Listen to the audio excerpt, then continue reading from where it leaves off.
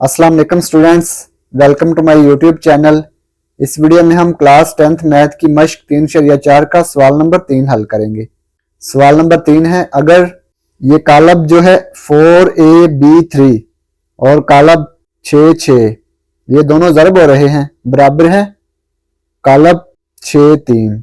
ये जो दो कालब ज़रब हो रहे हैं ये बराबर है इस कालब के।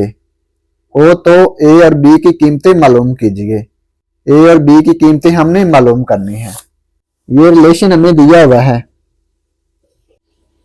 4ab3 6 6 बराबर है 6 3। ये दो कालबों का हस्ले ज़रब बराबर है ये जो कालब है 6 3।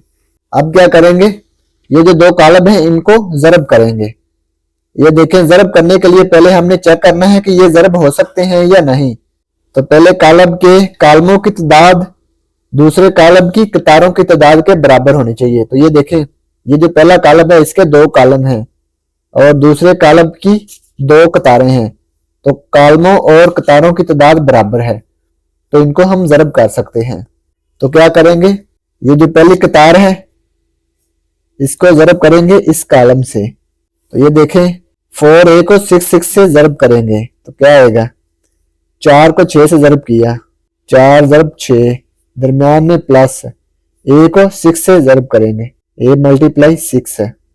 इसके बाद दूसरी कतार को कॉलम से ज़रब करेंगे, b3 को 6 6 से ज़रब करेंगे, b को 6 से ज़रब किया, b मल्टीप्लाई 6 है, दरम्यान में प्लस है, 3 को 6 से ज़रब किया,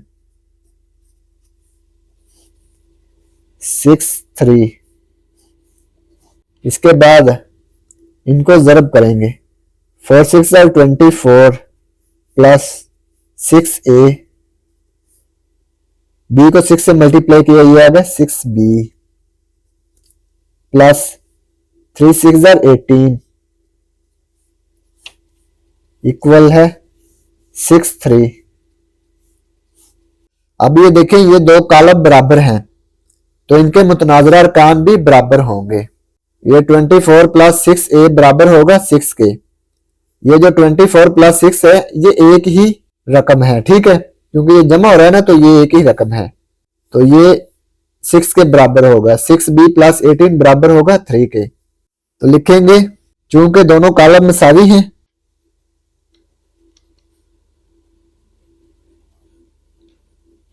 चूंकि दोनों कालम मसावी हैं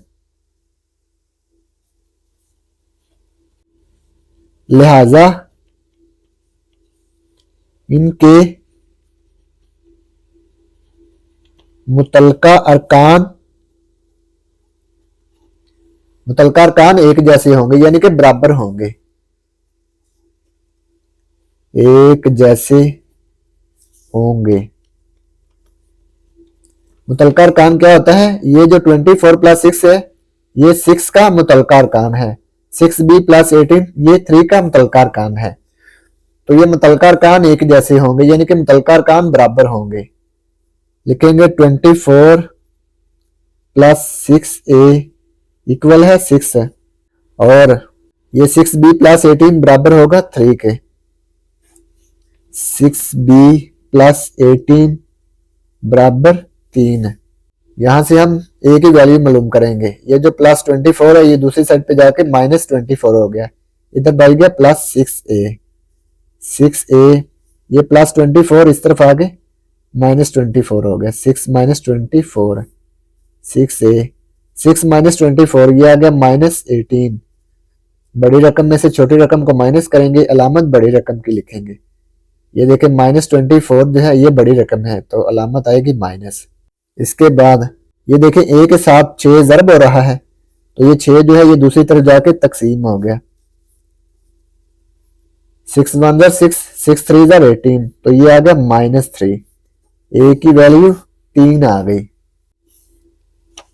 अब ये देखें b की वैल्यू मालूम करेंगे, 6b ये प्लस 18 दूसरी तरफ जाके माइनस 18 हो गया, इधर बच गया 6b, 3 माइनस 18 तो बड़ी रकम में से छोटी रकम को माइनस करेंगे तो अलामत बड़ी रकम की आएगी, -15 आ गया। 18 माइनस 3 ये -15 आ गया। 6b -15। अब ये देखें b के साथ 6 ज़रब हो रहा है तो दोनों तरफ 6 पे तकसीम कर देंगे। 6 से 6 कैंसिल हो गया, b बराबर आ गया 15 और 6 ये दोनों 3 पे तकसीम हो सकते हैं। 3 2s are 6, 3 5s are 15। ये अगर -5/2, b की वैल्यू -5/2 आ गई। a की वैल्यू -3, b की वैल्यू -5/2। लिखेंगे पास a इक्वल है -3 और b इक्वल है -5/2। तो यही दो वैल्यू हमने मालूम करनी थी। तो ये क्वेश्चन नंबर 3 कंप्लीट हो गया। और अगर आपको इसमें कोई डाउट हो तो आप लाजमी कमेंट बॉक्स में कमेंट करें। And thanks for watching this video. खुदा हाफिज।